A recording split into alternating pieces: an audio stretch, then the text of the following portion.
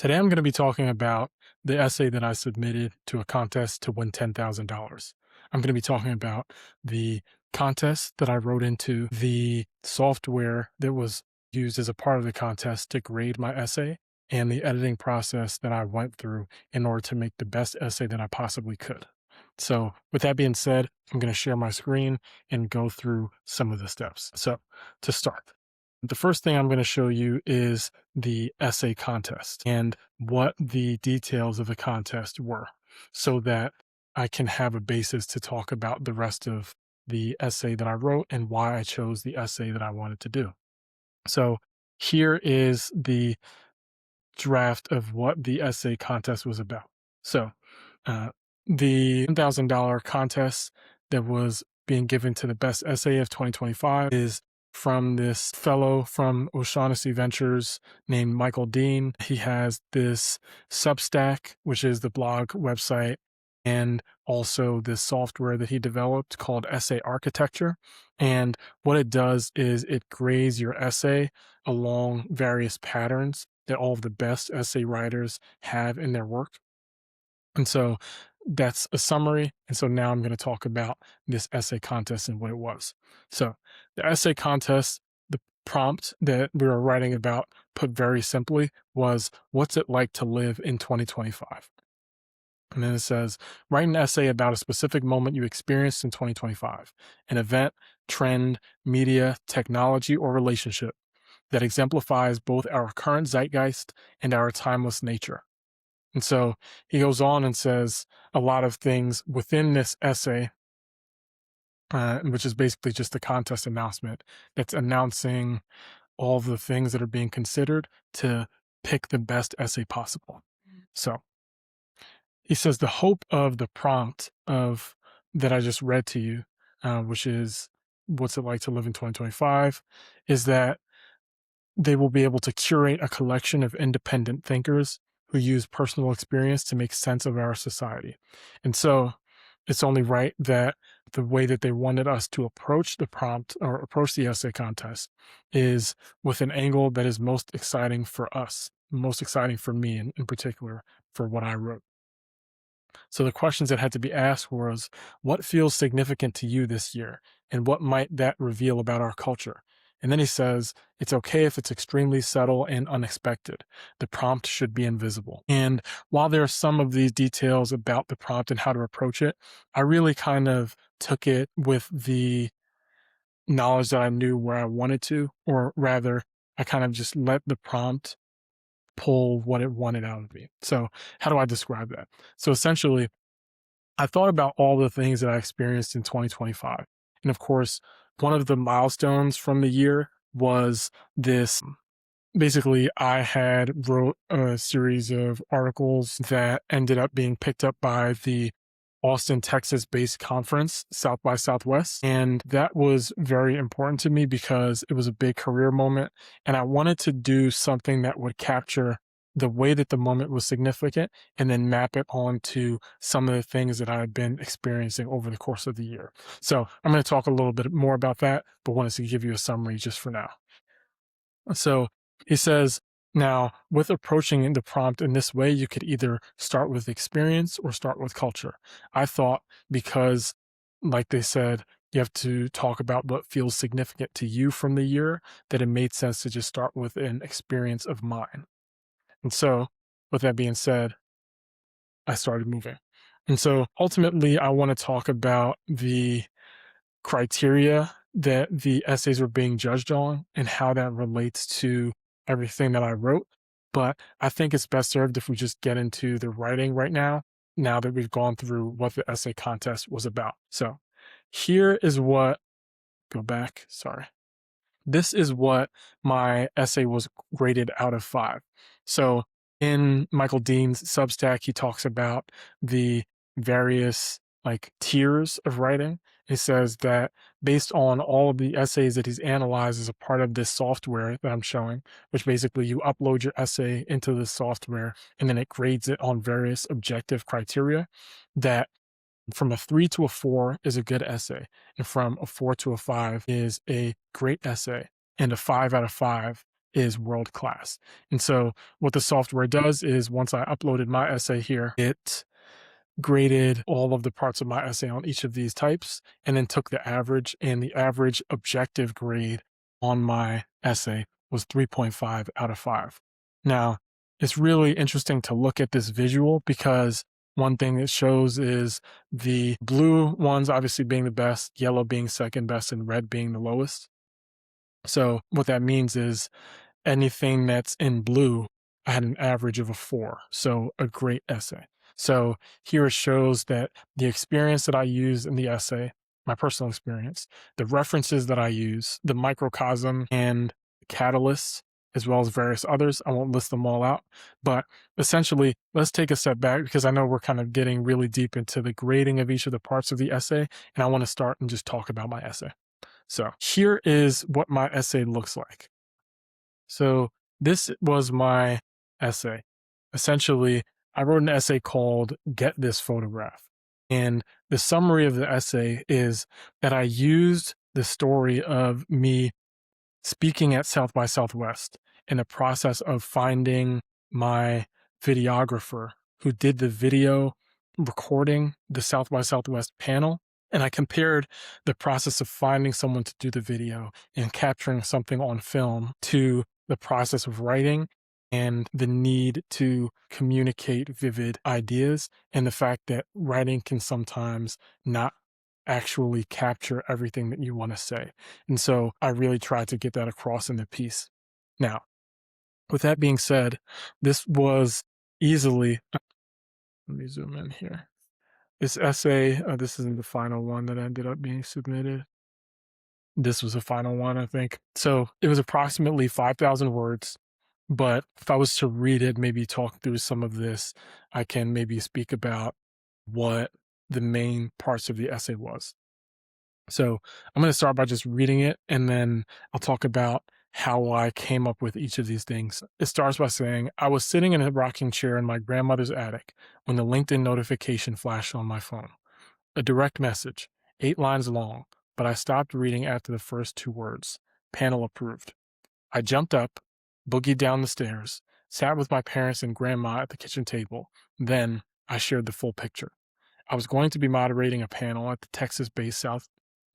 Texas-based conference South by Southwest in March 2025. Rapid bursts, I shared what was on my mind. I described everything that this moment was, everything that I wanted it to be, and all of the plans I had to make sure it was a turning point for my career. It was blurry, but I could feel it coming into focus. As much as my family felt where I was coming from, I wasn't sure if they fully understood what I was trying to turn the moment into, but I could sense the sincerity of their belief in me, their belief that I would turn it into something. Did they see what it would be? One never really knows what someone sees. There are clues, but do we always know what those clues mean? One never really knows if someone will get it, but we find refuge in our hope that they do or will try to. And this will is where we dwell. We need someone to get it. Anyone. Their attempts acknowledge our existence. I am as sure today as I was then that vivid storytelling is the best tool to help people to get it. So I planned to document it all. The preparation for the panel, the challenges I was going to overcome to make it what it could be, the finished product. I was going to be moderating a panel based on a series of data visualizations that I published about the opportunities inherent in backing entrepreneurs who are being overlooked by investors. Before I was notified that the panel was approved, I had already came to the conclusion that I could not rely on written words alone to express and share my ideas with a broad audience. I needed photos. I needed video and crisp audio because I wanted the insights to be shared and understood by as many people as possible, not just the South by Southwest attendees. The presentation needed to be publicly available. That much was clear to me. Why? Let's see if I can capture it in this essay. So that is my opening paragraph. And I know to some that may seem like a long paragraph, but after reviewing a lot of the material that was published in Essay Architecture, this was one of the reasons that led me to realize why this paragraph length was actually a good thing. Going back to the software, and I'll actually click on specifically, there's a section on paragraphs. And if you can see frame, which is like how you use the paragraph as a literary device, is a 4.8 out of 5, which means that my paragraph writing is almost world class. And so it lends itself to ask, how was I able to do that?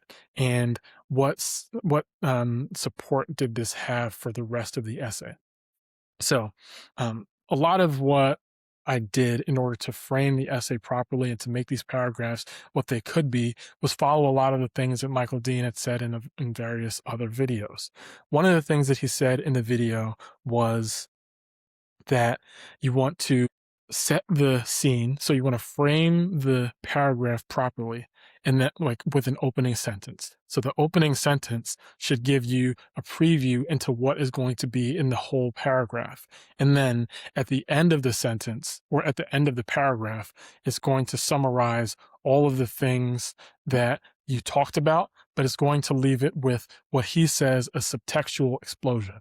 And so some of these things are actually very easy to get through reading the essay, but it's one thing to read the information that he's published about how to craft the essay properly. And then the other thing is how to make the essay really have its subtextual punch. So let's go to an example of how I did this in my essay. So in this essay, what I did was I started with the first sentence where I said, I was sitting in a rocking chair in my grandma's when the LinkedIn notification flashed on my phone. So I set the tone and said, the rest of this paragraph is going to be about what this LinkedIn notification is, what significance it is, how does it relate, why was I excited? Why is this moment important? Why is me being in my grandmother's attic important? All of these things. And so also what I did was I used some photography language, and this will kind of get into all of that, which is I said, the LinkedIn notification flashed on my phone. A little bit later in the sentence, I said, in rapid bursts, I described everything to my family. And then I mentioned that the picture was blurry, but I could feel it coming into focus. And then a little bit later in the paragraph, I said, let's see if I can capture it in this essay. So in that first paragraph, what I'm doing is explaining, okay, this is the photo. And I'm in that moment talking about in this paragraph, I'm talking about the inadequacy of language sometimes when you don't have the words to fully explain what you're trying to say to someone, but they can kind of feel the energy of what you're saying. And so I'm comparing that to a camera, meaning like I was drawing a parallel between me being excited and sharing something with my family and the rapid succession of taking photographs with a camera and trying to compare the idea that I was trying to communicate to them with the idea that I was trying to, or with the inadequacy of language and the benefits of photography and video and the significance of storytelling. So in that full paragraph, you really get a summary of everything that I'm going to be covering. And so to go back to the software, if we go through each of these paragraph items, and actually there may be a better way to look at it. Yeah, so this is a little bit better. Paragraphs, right? So how do I frame it? Does each paragraph start in a way that orients and intrigues? So I actually kind of spoke about all of the patterns within this part of it, right? Frame, like, so how do I start the paragraph off? Like, are the sentences shaped and linked to be easily understood? Like how I'm going through the process and setting it up, right?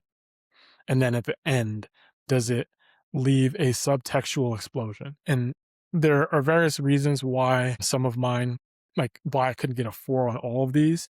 And as Michael Dean also says in a lot of his work, is that it's really about the combination of all of these things, right? Like if it's 5 out of 5 on everything, it does like, yeah, it's really just about the combination of all of those things. It's not just about getting a 5 or getting a specific number on all of these. And I think all in all, the way that these paragraphs work end up making the material really shine. So that was one of the things I learned about paragraphs and my paragraph structure. The other thing I learned was about what I'm actually doing when I'm examples in. So I think to talk about that, it's helpful to maybe go to the essay and then talk about some of the things that highlight what I was describing. So in the second paragraph, I talk about this episode from a podcast that captures what I mean by words being inadequate, as well as compares the inadequacy of words sometimes and the benefit of pictures, like pictures are worth 1,000 words, to what I was doing in the panel. And I actually had to sequence it in this way. Otherwise, I don't think it would have been clear what I was trying to get across. So, with that being said, let me talk about this for now. So, I said, and this is the second paragraph of the essay. I said, first, I had faith and hope that by fulfilling my role as the moderator and asking the panelists thoughtful questions, we would capture a moment that would help people to get it. So this is, of course, coming after me saying that you never really know what someone gets when you share your ideas with them. So I said, then I started the paragraph and said, however, in doing this panel, or let me explain why I thought that getting the panel that I was moderating at this conference on video was helpful in helping people to understand the idea that I was conveying. So I start the next paragraph and I say, first, I have faith and hope that by fulfilling my role as the moderator and asking the panelists thoughtful questions, we would capture a moment that would help people to get it. So I start by saying, by capturing all of this film, you're actually able to create maybe capture the moment that people understand what it is, or that by capturing all of this, you can facilitate that moment. And so I'll continue by reading the rest of the paragraph. So it says, this optimism that we could help people to get it by capturing something on film came from a story I heard on the Stratechery podcast about the Vesuvius Challenge, a project launched with the goal of reading papyrus scrolls discovered by farmers in the 1700s. These scrolls were carbonized by the eruption of Mount Vesuvius in 79 AD, and they are so fragile that the process of physically opening them destroys them. This project encouraged people to come up with methods to read the scrolls without pulverizing its contents. A breakthrough came when someone was able to see ink. So here's the moment, see ink beneath centuries of charred mud and soot on an X-ray of these delicate scrolls. Seeing the ink was a huge breakthrough because then other people improved upon the discovery, pointing machine learning algorithms in the direction of the ink to learn over time what was written on these scrolls. That gave me hope, and I guess my belief that the South by Southwest panel was important for my career was as much about the relevance of human vision in a world where technology is advancing quickly as it was about my own, about proving that my perspective was valid. I hoped to ask questions that would preserve the panelists' perspective without destroying their chance at communicating their point of view. And it was the way that this podcast discussion flowed into a discussion about other artificial intelligence breakthroughs that made the floor feel like lava when I ran down the stairs to my grandma's kitchen table. This speck of ink on the scrolls, this morsel of meaning on my mind was mocking me, testing my mettle, saying, "Do you get it now?" So what I'm capturing in that paragraph is I'm trying to say, I had this inclination about capturing footage, helping people to understand what I'm trying to get. But it was also this thing of, okay, am I fully understanding the significance of video? And am I taking these moments where I'm getting this information, like listening to this podcast on Stratechery, and am I fully ascertaining everything that they're telling me in terms of what this means for my life and what this means for me as a writer, as a human being? And so I'm comparing, and so I'm setting it up, right, as saying the picture, the X-ray as a picture of the scrolls and the way in which that captured the ability for the people that were working on this project to read the contents of these scrolls and decode what's on them. And I'm comparing that photograph to the photograph of the photo video of the South by Southwest conference and what's contained in that. So continuing on, let's see. And actually, if I could just kind of go to the software really quick, I think this is why so I started by talking about references, right? So that Mount Vesuvius reference is something that is like making my thesis more contextual. So it's explaining what I'm doing, but it's like, and I think the best way I could describe what I think an essay is after going through this entire process is it's like you have all these ideas, you may have an inclination where you want to go, but you have enough information in your knowledge and just like in your repertoire where you can bring those things in and use that moment to explain what you're trying to write about. It's not like you come out and just say photographs are important. And of course you kind of do. And sometimes, there is that need to do that initially at the beginning of the paragraph, but that's only to set the stage for you to bring in your experience, bring in other types of material, I'd say, to bring in your experience, bring in other references that are diverse, that point at the idea from multiple angles to help you to get to a conclusion at the end that's surprising, like, oh, wow, I think I have changed my mind. And that's why I think Michael Dean has talked about, an essay being something that changes someone's mind based on the material. And that's like the thesis, I think. I think that was the direct quote, but yeah, I may have to spend some time working on that. Okay.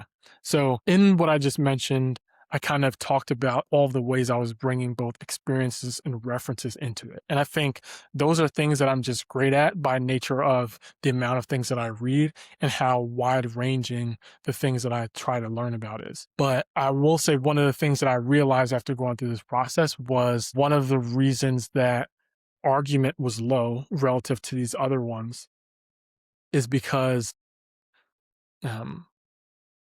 I didn't have a lot of challenge on the ideas, or rather the argument side is like really tough to do within the time frame that the prompt was provided and to do it at a world-class level. And there are some tools that you can kind of do that. Maybe in another video, I'll talk about like how you can use AI as a sparring partner, but I just couldn't do it. Like I was so focused on the material. Like I really made the conscious choice to invest in the material and how that tension would help to get my point across.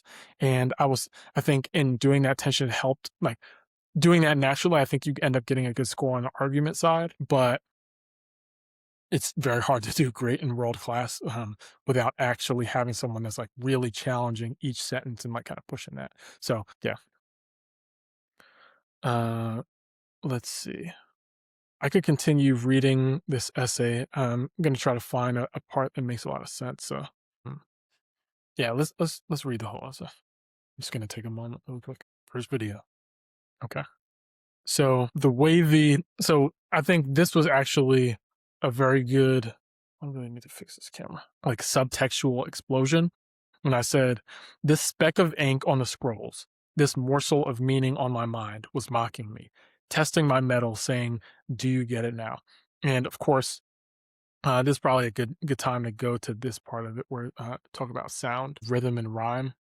Yeah, like those moments where like if you notice the speck of ink on the scrolls, speck of ink on the scrolls, like that was very conscious choice. This morsel of meaning on my mind was mocking me, testing my mettle. Like I deliberately chose each of those M's to like kind of make the subtextual explosion. I wasn't able to do that on every paragraph. It was way too hard. But I think I could do it if I like spend a year or so on this essay. And maybe I might like kind of retrain it, do something different. But I definitely want to kind of do an unabridged version of this essay that's much longer where I'm able to just actually turn it into what it could be. Okay. So I'm saying the subtextual explosion is saying, "Do you get it now?" So that is like a way to end a paragraph to make someone pause and say, "Okay, I think I'm getting what you're saying." Then you go and read it again. So I said, "I was starting to, but I didn't have words for it. All I knew is that I had been taught to reconcile that which doesn't make sense with my reality, and that God made me an accountant. So that's the summary. Okay, now it's setting up for what we're about to read. And I think and hope on the actual essay, I combine those two paragraphs. I think I did. But sometimes I kind of like figure out how to do this. But okay. So I said, I was starting to get it. So I was starting to get it. So I was starting to see how visuals, like the ones I wanted to include in the presentation at South by Southwest, and subtle insights, like those that would be shared with my fellow panelists, were becoming more valuable in a world where artificial intelligence is omnipresent. And so making these visuals and insights available outside of the walls of the room we would be presenting in would enable us to convey this idea to the general public. The Vesuvius Challenge was really just confirmation of what I already knew, that reconciliation is about having proof of our positions and leveraging the technology that we have to account for them. So that's the beginning of this next paragraph. I majored in accounting in college. So the rest of this paragraph is meant to say, what did I already know? And what is the technology that I'm mentioning and leveraging the technology to do XYZ? So I said, I majored in accounting in college. And in the beginning, I couldn't understand how all of this record keeping would help us to demonstrate a company's financial positions.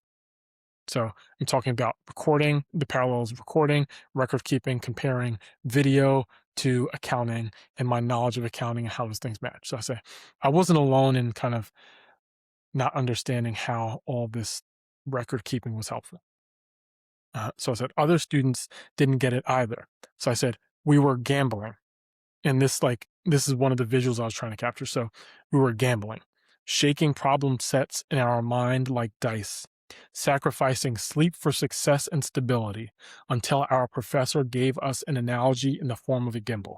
So this paragraph was hard to do. I'm not even gonna lie. Like, I guess hard in the sense that I was like, yo, I know that I can make this paragraph sing, but like getting in the bag of figuring out how to do that, I was like, okay, how am I gonna do it? It was like very like molding and shaping it properly. But what I'm doing is saying like I'm trying to compare students sitting down and trying to understand accounting and the strain of doing that and like how you're kind of constantly shaping accounting problems in your mind like dice. So you'd imagine like someone who's rolling a dice, shaking dice in their hands and saying that, you know, we were doing that and sacrificing sleep for success and stability. That alliteration was also very intentional. Just trying to say, okay, we're giving up this thing to be successful and understanding all of this and how it fits and get stability, but we were having trouble doing that on our own.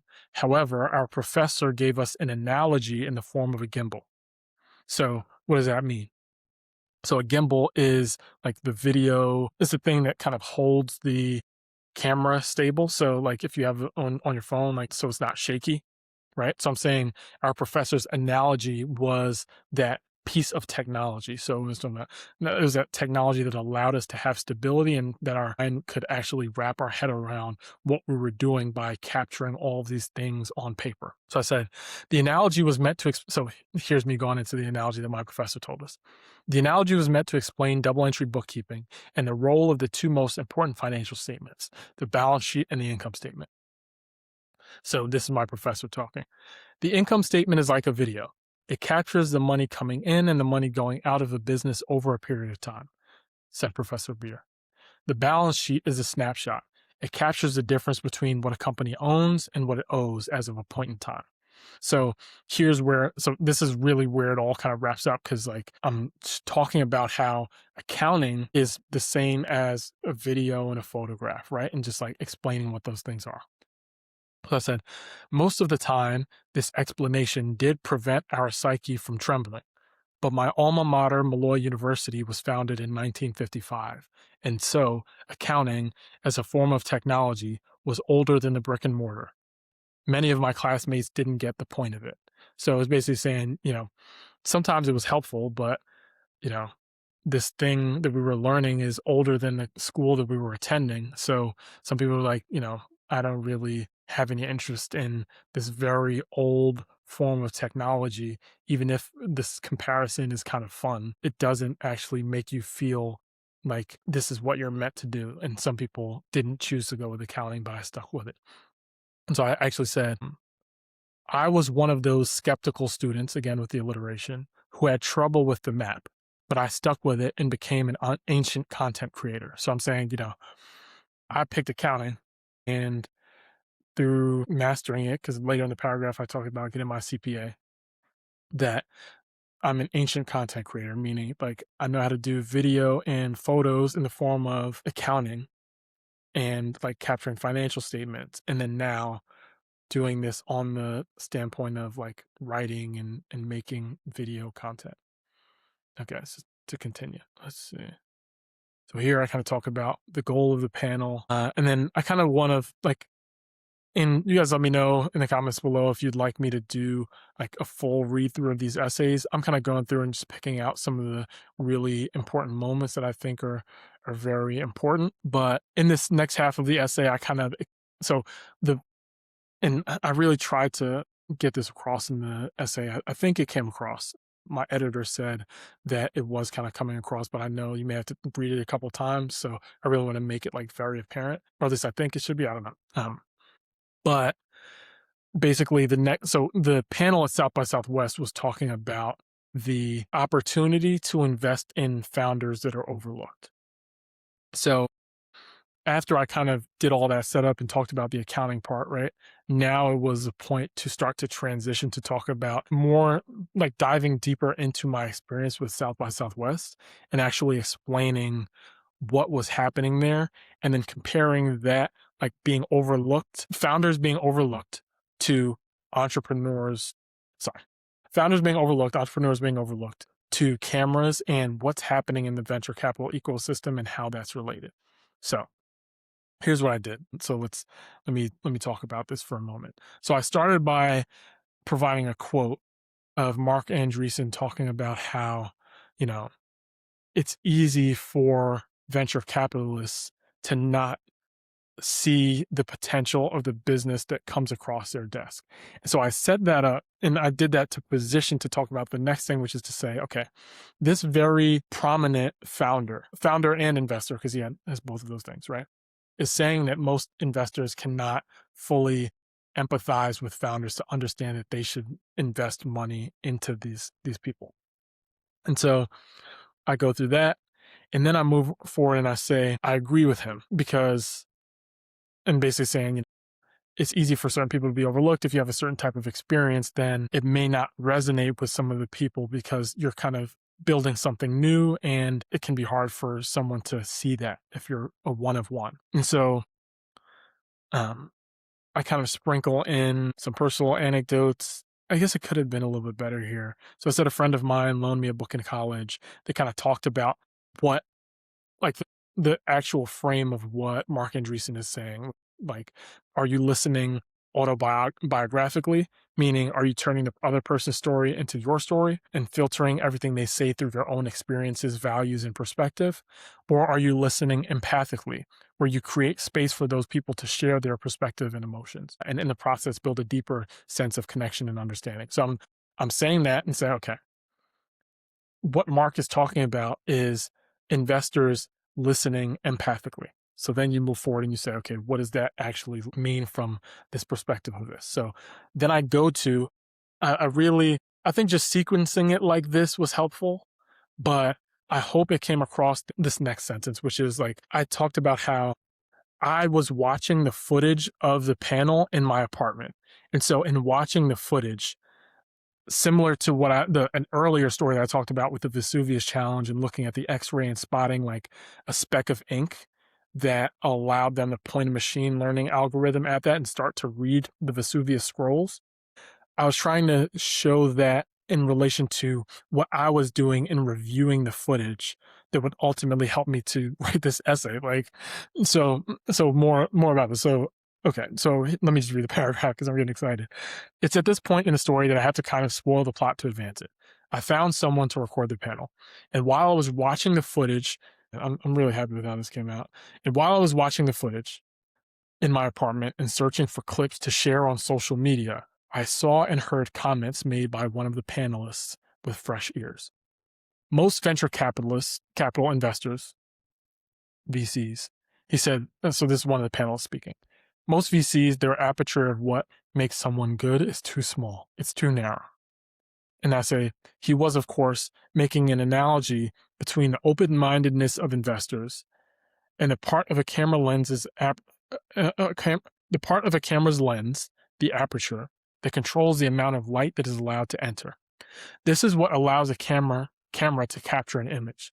But instead of light, he was talking about how investors can mistakenly block out founders that would produce investor returns. I got obsessed with this analogy, and while perusing my research, I learned about the pinhole camera, the predecessor of today's digital model. A pinhole camera is a simple box with a tiny hole on one side. This hole allows light from the outside to enter, and over time, this creates a picture on the wall of the box that is opposite of the pinhole. And I don't want to bore you with a ton of physics here, but I have to talk about it in order to bore a hole through the black box that is the decision-making process of venture capital investors. So I'm talking about, okay, I'm not trying to bore you. So I used the two different ones, like bore you with physics, like make you feel boring, make you bored, and bore a hole, which is actually like a verb. It's like the action of poking a hole in like a box to create a pinhole camera is what allows you to capture an image. So I'm comparing those two things. And actually, I didn't even know about this word. Read it for the first time like several years ago. I came across this tweet from Paul Graham where he was talking about the potential energy locked up in like certain kinds of startups. I think he was talking about Amazon and their audiobooks and how you would create a competitor. But I remember like while I was doing this and kind of going through how I was drafting this essay, and I was like, yeah, this is a perfect analogy. I really need to bring this in to continue. So I said, apparently the ideal size of so this is me talking about the physics in order to do two things: explain the black box of investor decision making process and explain the camera process. So I'm doing this to explain. You get it. I'm not trying to belabor this point. Apparently, the ideal size of a pinhole when creating this kind of camera can be calculated mathematically, and there's a threshold at which the pinhole for this kind of camera can be considered too small due to the properties of light. The image that is captured in the box will be blurry if the pinhole is too small. The data we presented was our attempt to calculate the so I said, here's the physics of the actual pinhole that's in the camera. And then I switch and say the data that we were presenting at South by Southwest was our like attempt at calculating the pinhole. We didn't like necessarily use this language, but I'm saying the data we were presenting was talking about the VC funding gap. So it's saying, you know, how much money should certain types of entrepreneurs be getting in venture capital investment versus how much are they actually getting. And so I was saying that precisely calculating that gap is the same as precisely calculating the pinhole on this pinhole camera. And so that would allow us that draw a direct analogy to what he was talking about in this video, or what the panelists talked about when saying like most VCs, their aperture of what makes someone good is too small. So continue, I said, the data we presented was our attempt to calculate the VC funding gap. And I know this video is maybe kind of getting too long. We'll see if I could shorten a little bit. Again, you guys let me know if you want these videos to be shorter, longer, if you're liking it, this kind of format. So we had the data we presented was our attempt to calculate the VC funding gap, which is the difference between the amount of venture capital we expected to be allocated to demographic groups based on how representative they were among the population of VC-eligible startups and the actual amount they received. And we had big ambitions about the impact this data would have once it was shared.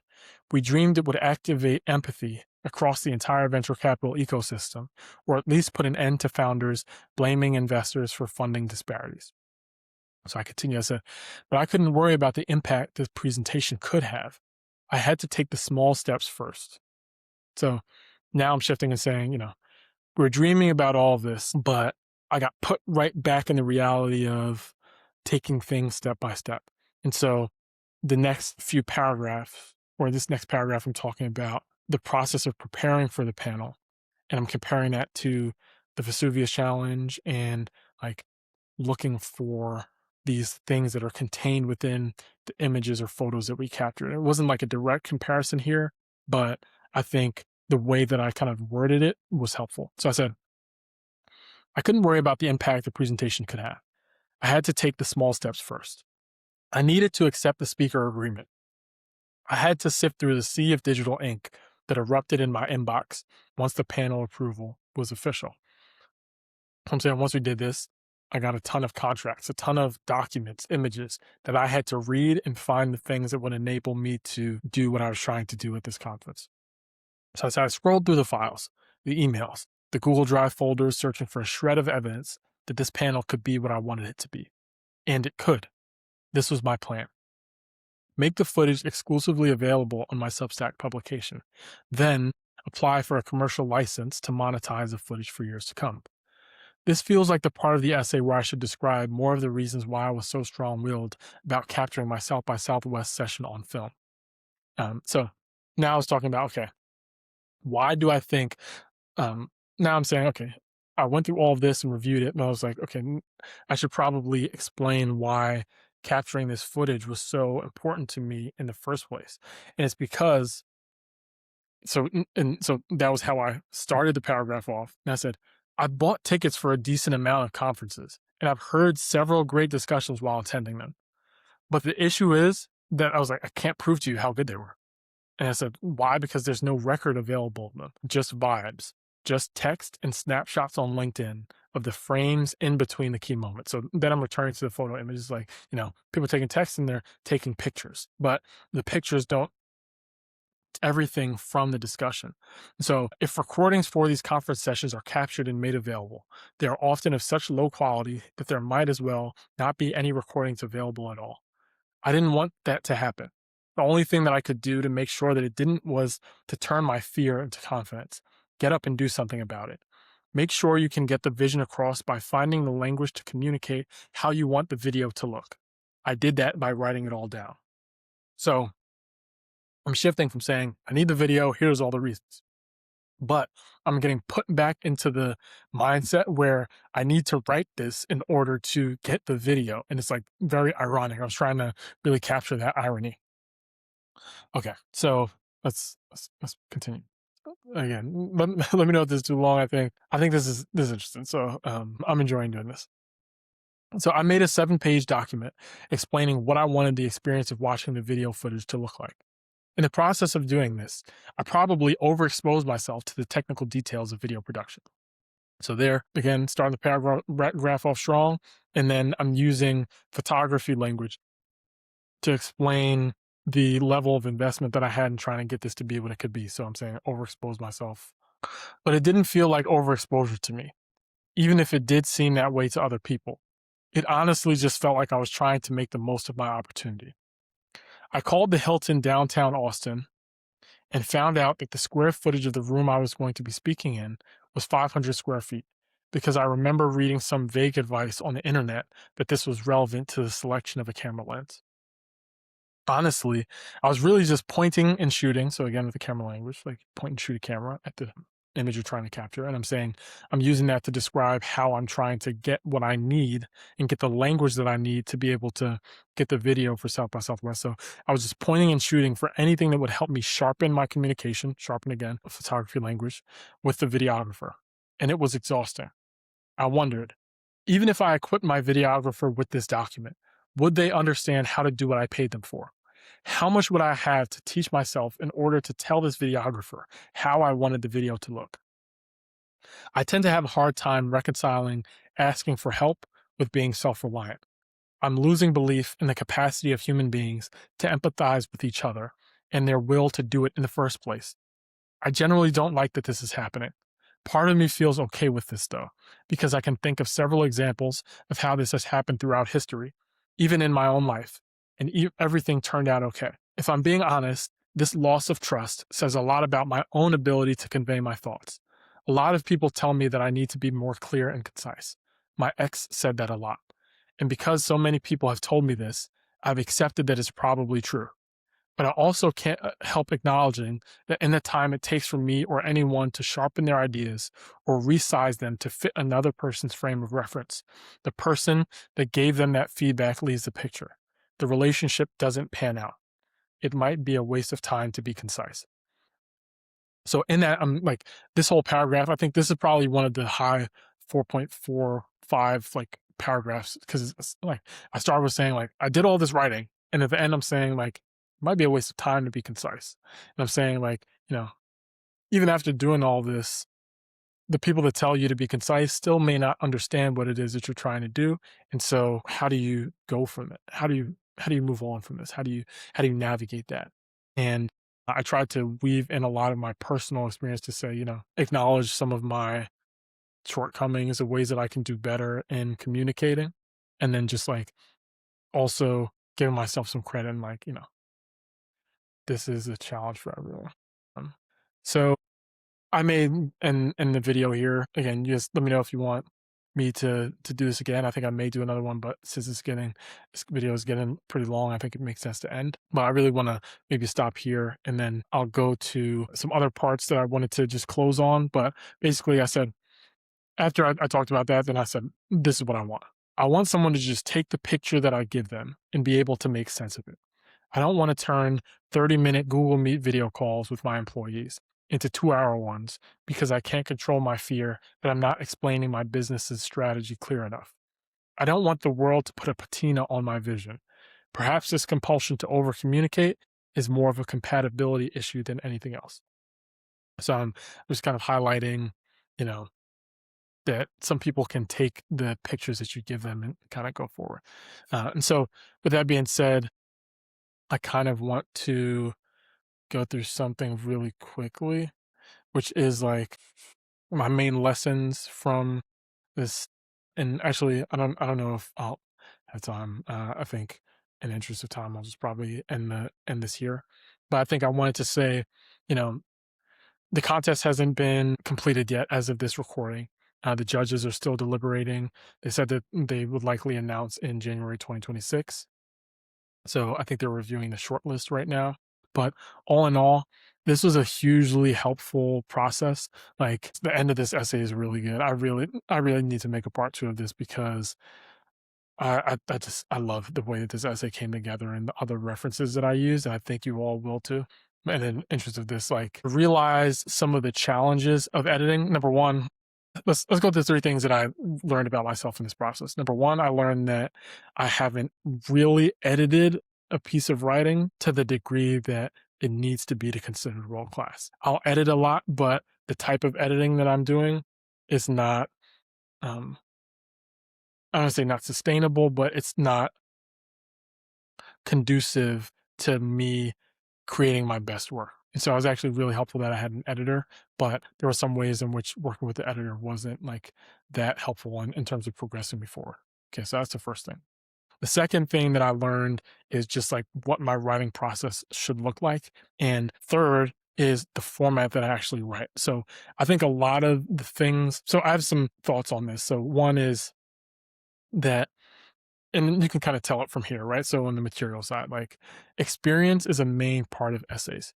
So like, you know, the experience that you bring in and revealing personal details of your life is a lot of what an essay is. And some of my writing is just like news writing, like it's just explaining what happened and sharing my perspective. There may not be a lot of personal stories that I can bring in to an essay or a piece of writing to make it an essay. And so I think that may be some of where some of the parts of this essay may have fallen through, or where like it may have been a bit confusing. I think that was one of the points that was given here, basically talking about like how, you know, the shifting of perspectives and references actually made it difficult to follow. And so I think I can kind of understand that, but the way that I sequenced it worked, like, and all in all, I'm just saying, like, you can only really do a personal essay if you know, like, if you have vivid accounting of your experience. And so, like, there are some essays, like, I think the one that Michael Dean talks about a lot is Remember the Lobster. So that's an example, but you really have to be meticulous about that process and really be immersed in documenting your experiences as they happen. So with that being said, I'm going to end the video here. Thank you guys so much for watching. If you enjoy this, please feel free to like and subscribe. I'm going to be doing more of these essay breakdowns. I have a lot of essays that I'm going to be uploading into the software and reviewing. So with that being said, thank you for watching. Again, the website, if you're a writer, you should definitely check it out, essayarchitecture.com. is the name of the software, and Michael Dean's Substack is michaeldean.site. Maybe I'll put it in the description. Give me time if it's not there immediately. Still learning how to do this YouTube thing, but we'll definitely make that available. And thank you so much for watching. Till next time.